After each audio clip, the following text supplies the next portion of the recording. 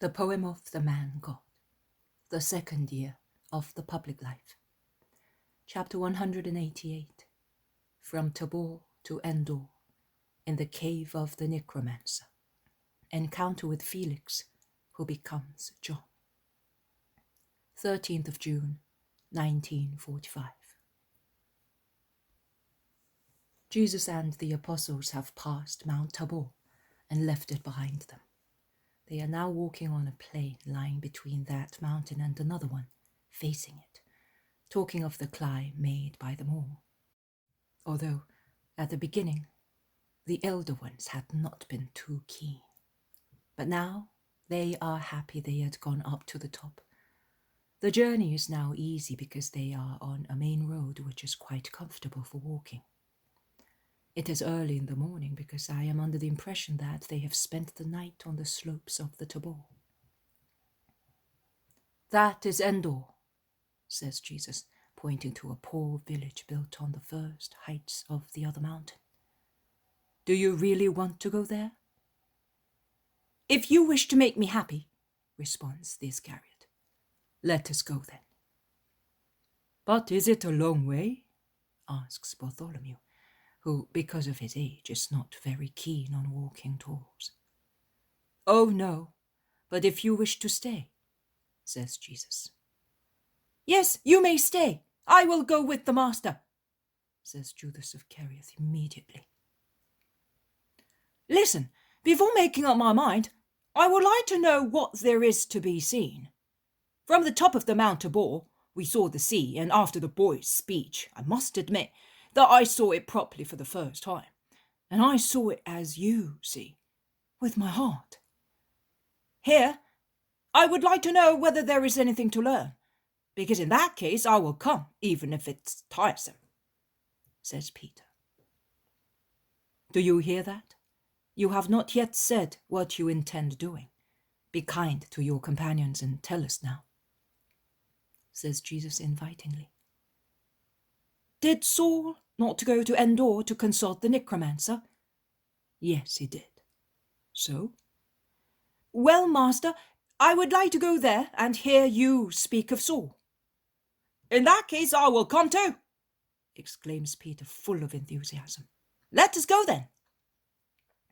They walk fast along the last stretch of the main road, which they leave to follow a secondary road, which takes straight to Endor.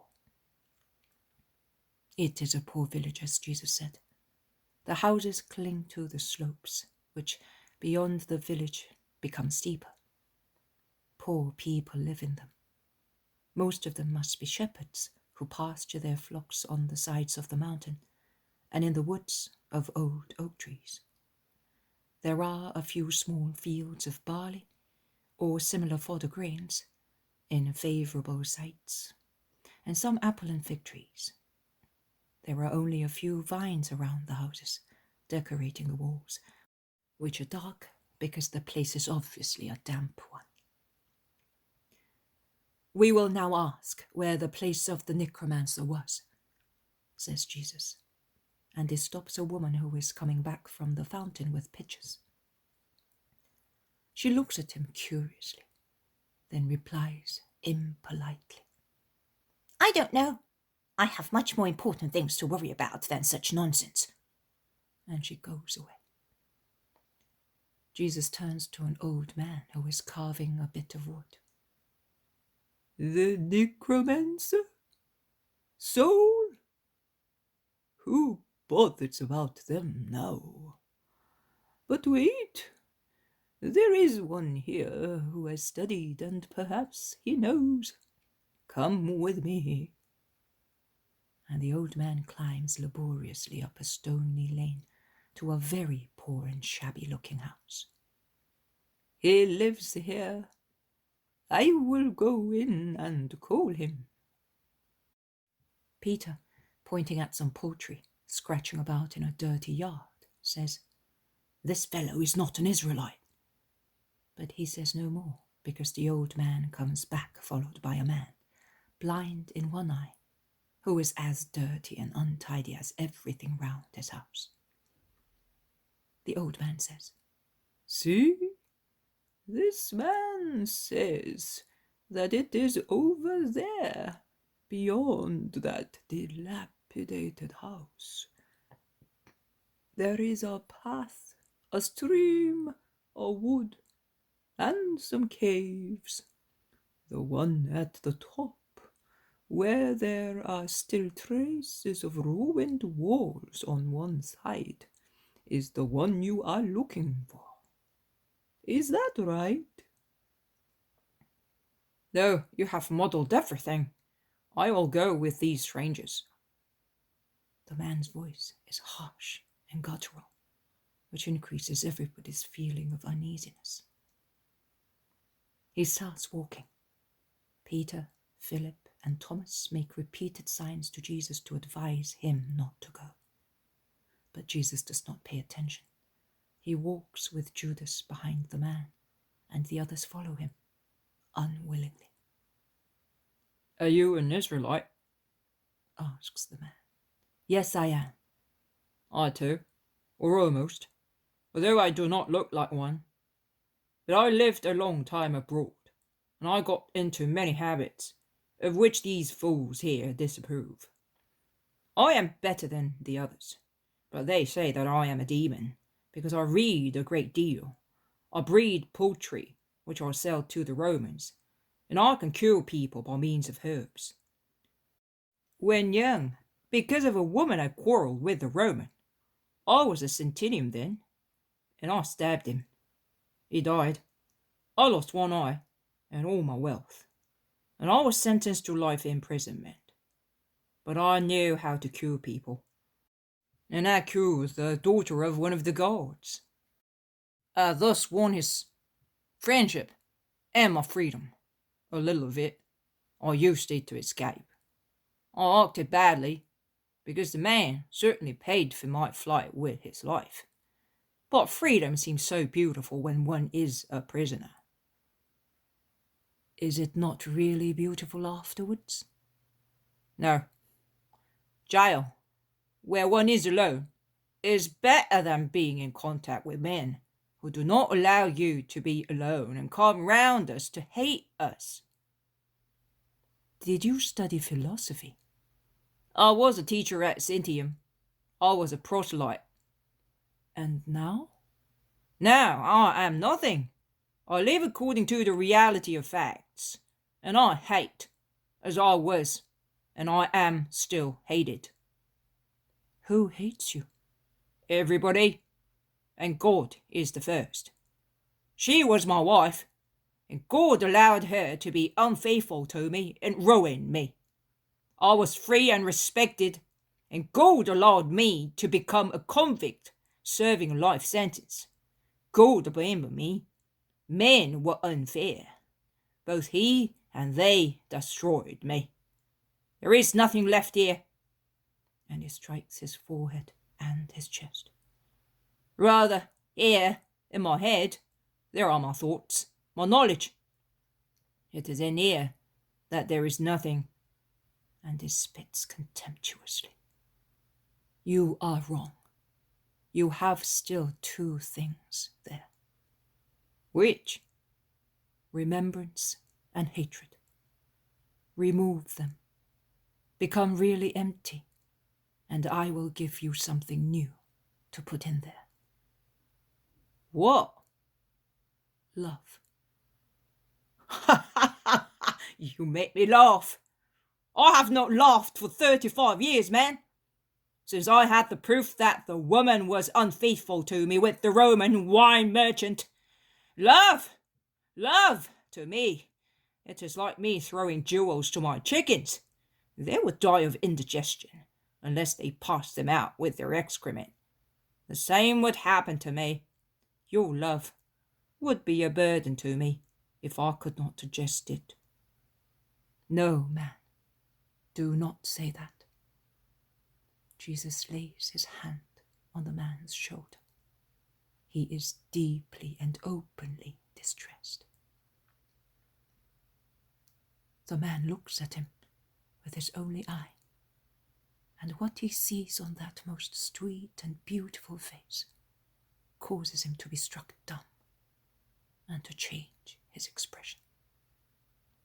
From being sarcastic, he becomes very serious, and then really sad.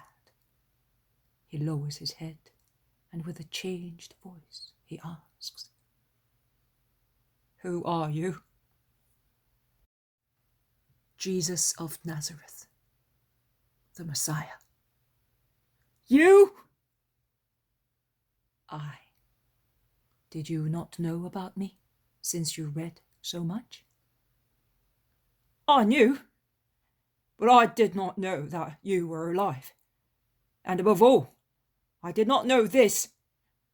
I did not know that you are good to everybody. Thus, also to murderers. Forgive me for what I said about God and love. Now I understand why you want to give me love. Because without love, the world is hell. And you, the Messiah, want to make a paradise of it. A paradise in every heart. Give me the remembrance and the hatred that makes you ill, and let me put love into your heart. Oh, I wish I had known you before. Then, but when I killed, you were certainly not born yet. But later, when I was free as a snake in a forest, I lived to poison people with my hatred. But you did also some good. Did you not say that you cured people by means of herbs? Yes, to be tolerated. But how many times I had to struggle against my desire to poison people by means of potions. See, I took refuge here because it is a place where the world is ignored, and which the world ignores, a cursed place. In other places I hated, and was hated, and I was afraid of being recognized. But I am wicked. You regret having harmed the prison guard. Do you not see that there is still some goodness in you? You are not wicked. Your only trouble is that you have a large open wound, which nobody is curing. Your goodness runs out of it as blood from a wound. But if someone would cure your wound and heal it, my dear brother, goodness would increase in you, because it would no longer vanish as it forms. The man weeps with bent head, trying to conceal his tears. Only Jesus, who is walking beside him, notices them. He notices, but does not say anything further. They arrive at a cavern made of rubble and mountain caves. The man endeavors to steady his voice and says, "Here it is. You may go in." "Thank you, my friend. Be good." The man does not say anything and remains where he was, while Jesus with his apostles, passing over large stones, which must have been part of very strong walls, upsetting green lizards and other ugly-looking insects, enter a large smoky grotto, on the walls of which there are still graffiti signs of the zodiac and similar things. In a corner blackened by smoke, there is a niche, and under it a hole which looks like a gully hole for water. Bats, hanging in disgusting bunches, decorate the ceiling, and an owl, upset by the light of a branch which James has lit to ensure they do not tread on scorpions or asps, complains, flapping its wadded wings and closing its ugly eyes, which cannot bear the light. It is perched in the niche, and the foul smell of dead mice, of weasels and birds in decomposition at its feet is mixed with the stench of dung and of the damp soil. "It is really a lovely place," says Peter. "Your Tabor and your sea were much better, my boy." And then addressing Jesus, "Master, satisfy Judas at once, because this is not Antipas' royal hall." "Certainly. What is it that you want to know?" he asks Judas of Kerioth. "Well, I would like to know whether and why Saul sinned coming here. I would like to know whether it is possible for a woman to evoke the dead. I would like to know whether... Oh, it is better if you speak. I will ask you questions. It's a long story. At least let us get out of there, in the sunshine or on the stones. We will get away from the dampness and the stench, begs Peter, and Jesus agrees. They sit as best they can on the ruins of the walls. Saul's sin was only one of his sins. It was preceded and followed by many more, all of them grave. Double ingratitude towards Samuel, who had anointed him king, and who subsequently disappeared so as not to share with the king the admiration of the people. He was several times ungrateful to David, who saved him from Goliath and spared him in the caves at En-gedi and Hakilah. He was guilty of many acts of disobedience and of scandalizing his people. He was guilty of grieving his benefactor Samuel by lacking in charity. He was guilty of jealousy, of making attempts on David's life, David being another benefactor of his, and finally, of the crime he committed here. Against whom? He did not kill anyone here. He killed his soul in here. He finished killing it. Why are you lowering your head? I am thinking, Master. You are thinking, I can see that. What are you thinking of? Why did you want to come? You must admit it was not out of mere curiosity of a scholar. We always hear someone talk of magicians, necromancers, evoked spirits. I wanted to see whether I could discover anything. I would like to know how it is done. I think that since we are destined to amaze people in order to attract them, we should be, somehow, necromancers too. You are you, and you do things by means of your power. But we must ask for power, for help, in order to perform exceptional deeds, which are necessary. Are you mad? What are you saying? Shout many. Be quiet. Let him speak. He is not mad. Yes, I thought that by coming here, a little of the magic of bygone days would assume possession of me and make me greater. In your interest, believe me. I know that your present desire is a sincere one. But I will reply to you with eternal words, because they are words of the Bible, and the Bible will exist as long as man exists. Believed or mocked at, employed to defend the truth or scorned at, it will always exist. It is written, and Eve, seeing that the fruit of the tree was good to eat and pleasing to the eye, took it and ate it and gave some to her husband. Then their eyes were opened and they realized that they were naked, and they made themselves loincloths. And God said, "How did you realize that you were naked? Only because you ate of the forbidden fruit." And he expelled them from the garden of delights. And in the book of Saul, it is written, Samuel appearing said, "Why have you disturbed me, conjuring me up? Why do you consult me when the Lord has abandoned you? The Lord will deal with you as I told you, because you did not obey the voice of the Lord." Son, do not stretch your hand towards the forbidden fruit. It is imprudent even to go near it. Do not be curious to know ultramundane things, lest this satanic poison should conquer you. Avoid the occult and what cannot be explained. One thing only is to be accepted with holy faith: God.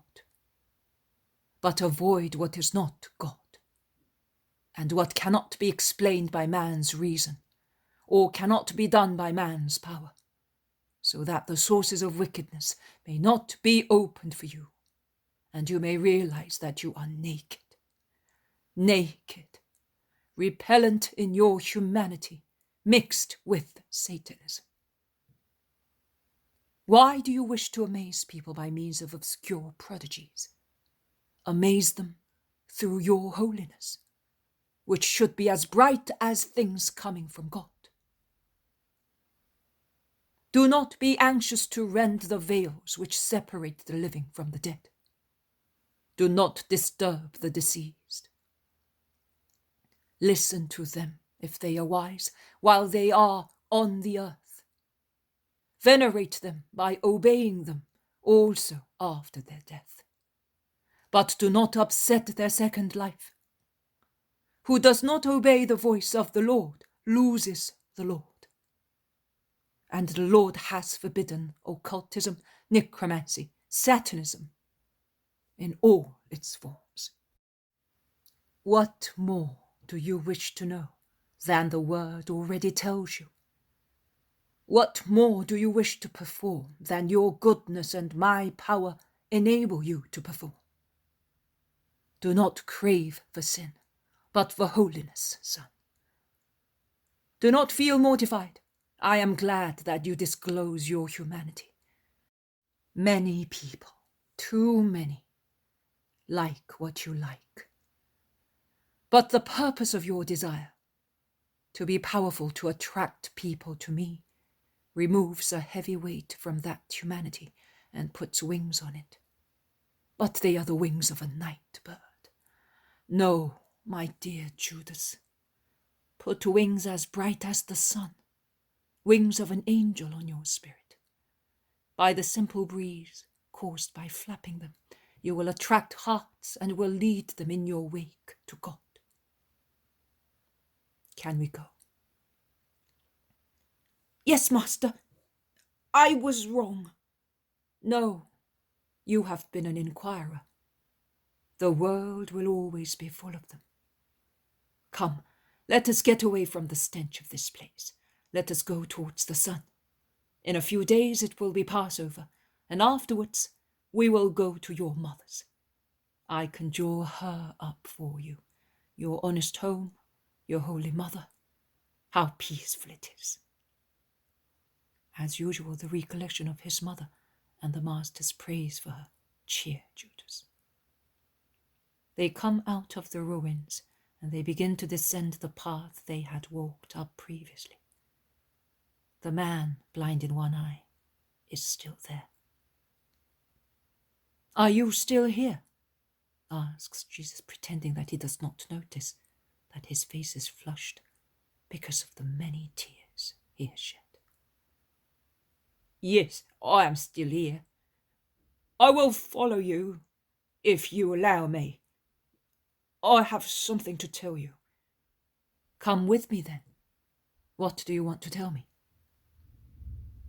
Jesus, I find that to have the strength to speak and to work the holy magic of changing myself, of conjuring up my dead soul, as the Necromancer evoked Samuel for Saul, I must pronounce your name, which is as sweet as your eyes and as holy as your voice. You have given me a new life, but it lacks form and energy. Like the life of a newborn baby after a difficult birth, it still struggles in the creep of wicked old habits. Help me to come out of my death. Yes, my friend. I have realized that there is still a little humanity in my heart. I am not entirely a beast, and I can still love and be loved. Forgive and be forgiven. Your love, which is forgiveness, has taught me. Is it not so? Yes, my friend. Then take me with you. I was Felix. What an irony. But give me a new name. that my past may be really dead. I will follow you like a stray dog, which finally finds a master. I will be your slave if you wish so, but do not leave me alone. Yes, my friend. What name will you give me?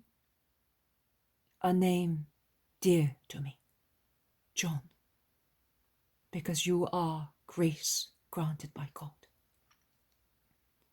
Will you take me with you? Yes, for the time being. Later, you will follow me with my disciples. But what about your house? I have no house any longer. I will leave what I have to the poor. Just give me love and bread. Come. Jesus turns round and calls his apostles. I thank you, my friends, and in you particular, Judas. Through you, Judas, through you all, a soul is coming to God. Here is a new disciple. He is coming with us until we can entrust him to our brothers' disciples. Be happy because you have found a heart, and bless God with me. But the 12 do not really look very happy, but out of obedience and kindness they welcome him. If you do not mind, I will go ahead. You will find me at the door of my house. Yes, go. The man runs away. He seems another man. And now that we are by ourselves, I order you, and this is an order, to be kind to him, and not to mention his past to anybody. I will immediately reject anyone who should speak or be uncharitable to our redeemed brother. Is that clear? And see how good the Lord is. We came here for a human purpose, and he allows us to go away after achieving a supernatural deed. Oh, I rejoice because of the joy now in heaven for the new convert. They reach the house. The man is there on the threshold, wearing a clean, dark tunic and a mantle to match it, a pair of new sandals, and carrying a large haversack over his shoulder. He closes the door, and then, what is strange in a man who might be considered hard-hearted, he takes a white hen, perhaps his pet, which squats tamely in his hands. He kisses it, weeping, and lays it down. Let us go, and forgive me, but my chicken always loved me. I used to speak to them, and they understood me. I understand you too, and I love you so much. I will give you all the love that the world denied you in 35 years. Oh, I know. I can feel it. That is why I am coming. But be indulgent to a man who loves an animal which has been more faithful to him than men. Yes, forget your past. You will have so much to do. And experienced as you are, you will do it very well. Simon, come here, and you too, Matthew. See, this man was more than a prisoner. He was a leper. And this one, a sinner. And they are very dear to me, because they know how to understand poor hearts. Is that right? Thanks to your goodness, my lord.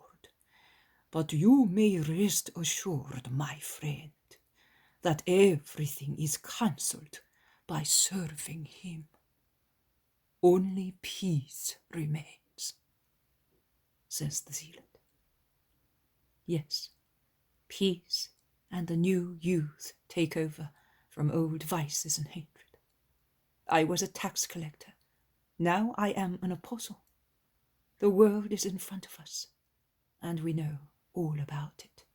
We are not absent-minded children who pass near the harmful fruit and the bending plant and do not see facts. We know.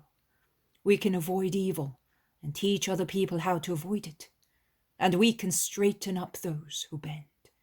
because we know what a relief it is to be supported, and we know who supports him, says Matthew. That's true. Quite true. You will help me. Thank you. I feel as if I were passing from a dark, foul-smelling place to the open in a flowery meadow. I feel something similar when I came out, at long last, free, after 20 years of imprisonment and brutal work in the mines in Anatolia, and I found myself.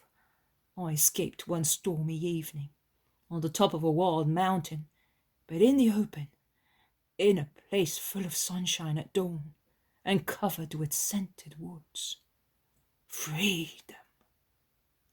But now it is better. Everything is more sublime.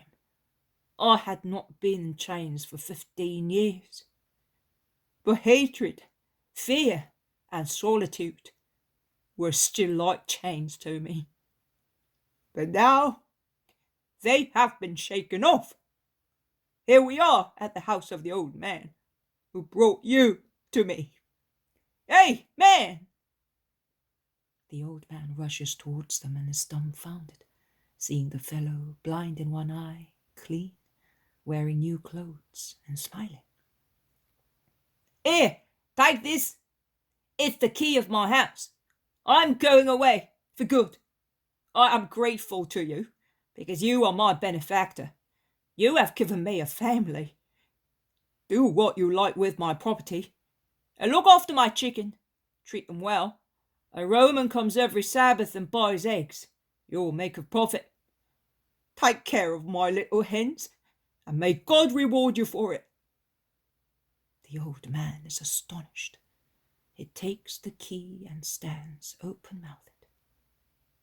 Jesus says, Yes, do as he told you, and I will be grateful to you too. I bless you in the name of Jesus. The Nazarene, your mercy, I have spoken to the Lord. Women, men, the Messiah is here. He screams like an eagle and people rush from everywhere. Bless us, they shout. Some shout, stay here, and others, where are you going? At least tell us where you are going. To Nain, I cannot stay. We will follow you. Do you mind? Come. Peace and blessing to those who remain here. They go towards the main road and take it. The man, who is walking near Jesus and can hardly carry his haversack, draws Peter's curiosity. What have you got in there that is so heavy? He asks. More clothes and some books. My friends after the chickens. I could not part with them, but they are heavy. Yeah, science is heavy, of course. And who likes it, eh? They prevented me from getting mad. You must be fond of them. What books are they? Philosophy, history, Greek and Roman poetry. Lovely, certainly lovely. But do you think you will be able to carry them with you? Perhaps I will be able to part with them, but you cannot do everything at once, can you, Messiah? Call me master. No, you cannot. But I will let you have a place where you will be able to keep your friends, your books. They may help you to discuss of God with the heathens. Oh, how free your thought is from all restrictions. Jesus smiles, and Peter exclaims, No wonder, he is wisdom. And goodness, believe me. And are you learned? Me? Most learned. I can tell an Alice from a cop, and my erudition ends there. I'm a fisherman, my friend. And Peter smiles humbly and frankly. You are an honest man. It is a science you learn by yourself, and a very difficult one to learn. I like you. And I like you, because you are sincere. Also, when you accuse yourself. I forgive everything. I help everybody. But I am a ruthless enemy of false people. They make me sick. You were right. A false man is a delinquent. A delinquent! You're right! Say, would you mind giving me your sack for a little while? In any case, you may be sure that I will not run away with books. I think you're finding it difficult. 20 years in a mine breaks your back. But why do you want to toil? Because the master has taught us to love one another like brothers. Give them to me. And take my rags. My bag is not heavy. There is no history, no poetry in it.